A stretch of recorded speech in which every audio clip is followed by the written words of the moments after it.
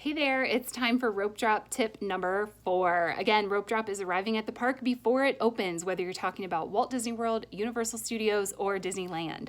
So in part 1, we talked about knowing thyself. In part 2, we talked about knowing your transportation. And in part 3, we talked about having a photo plan and having a coffee plan so that those things do not slow you down.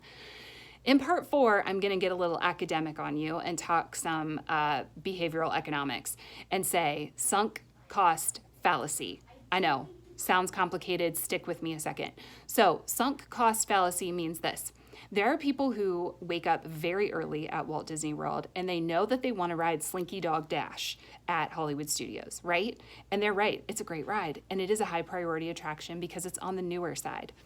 So they get up at the crack of dawn. They get their kids going, they fight the good fight, they get to the park, they're excited to ride Slinky, and something happens. They get delayed for some reason. It isn't maybe their fault. Maybe their kid has an accident or has to go to the bathroom. Maybe the bus that they're on gets delayed at a light or behind an accident, and it's not their fault. They're running later than they thought. It happens, and it happens a lot, and it's no big deal. It's totally fixable. But here's where sunk cost fallacy comes in. They get to the park and they realize that their beloved Slinky Dog Dash is already at a 100-minute wait. This happens fast, really fast at Hollywood Studios, that it gets up to 100 minutes and it's out in the sun. Almost the entire queue is in the sun.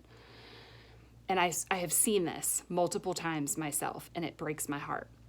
So let's say the park opened at 9, it's 9:15, and the line is already 100 minutes.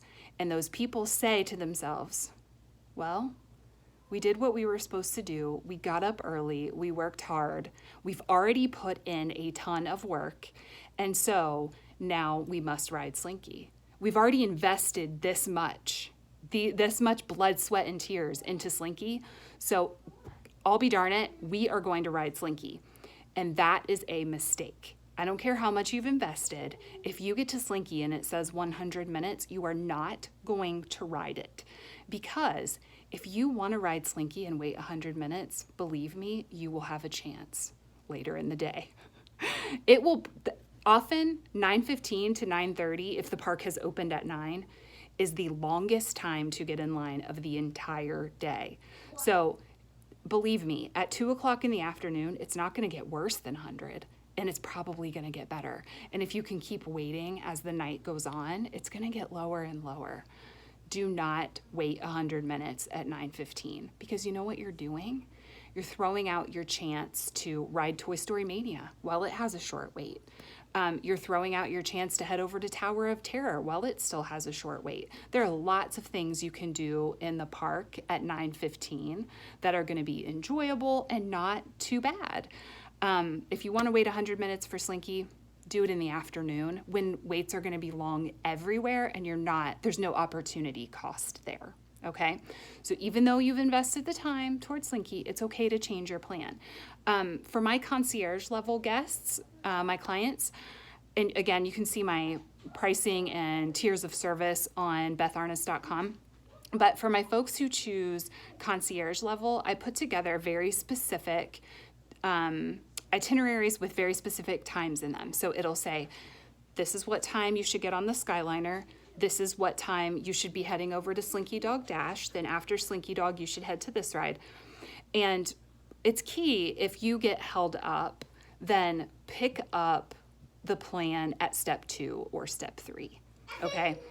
Oh, that's a child. I have children. They make noise sometimes. So if the plan, if you missed your 9 o'clock thing, it's okay. There will be other opportunities to ride later in the day. Go with whatever we said you were going to do at 9:15 because it's 9:15. And if it's not, if you don't get to the park till 9:30, it happens. Go with the 9:30 step that we've written out for you. Okay.